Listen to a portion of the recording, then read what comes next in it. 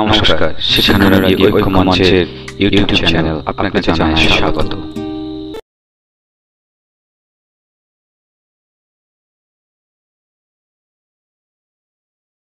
BLO দপ্তরে এই মুহূর্তে বিক্ষোভ দেখাচ্ছেন শিক্ষা অনুরাগী ঐক্য মঞ্চ। তারা বলছেন কাজ করতে গিয়ে বারবার বাধার সম্মুখীন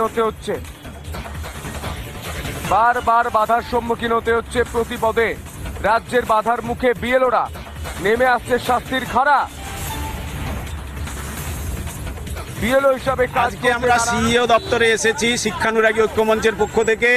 বিএলও ডিউটি যেভাবে দেওয়া হয়েছে আমাদের, এবং ত্রিফলা আক্রমণের সামনে দাঁড় করিয়ে দেওয়া হয়েছে, মুখ্যমন্ত্রী যেখানে ঘোষণা করছে তাদেরকে বিভিন্ন ধরনের হুমকি দেওয়া হচ্ছে বিএলওদের বিরুদ্ধে, এদিকে বিরোধী দল তারা হুমকি দিচ্ছে, আর নির্বাচন কমিশন শাস্তির খাড়া নামিয়ে আনছে। এই যে তাদের কি কাজ, এটাই ছিল শিক্ষক শিক্ষাকর্মীরা, তাদেরকে তো নিযুক্ত করা হয়েছিল পঠন পাঠনের জন্য, পঠন পাঠন বহির্ভূত কাজে তাদেরকে লাগানো হচ্ছে। অথচ শিক্ষার অধিকার আইন 2009 সেখানে পরিষ্কার বলা রয়েছে শিক্ষা বহির্ভূত কাজে তাদের লাগানো যাবে না। নির্বাচন কমিশন কেন স্থায়ী কর্মী নিয়োগ করছে না, বেকারদের তারা নিয়োগ করছে না কেন? আমরা সেই দাবিটা এখানে তুলে ধরছি। ভোট কর্মীদের নিরাপত্তাহীনতায় আমরা ভুগছি, তার জন্য সুনিশ্চিত নিরাপত্তা আমরা দাবি করছি।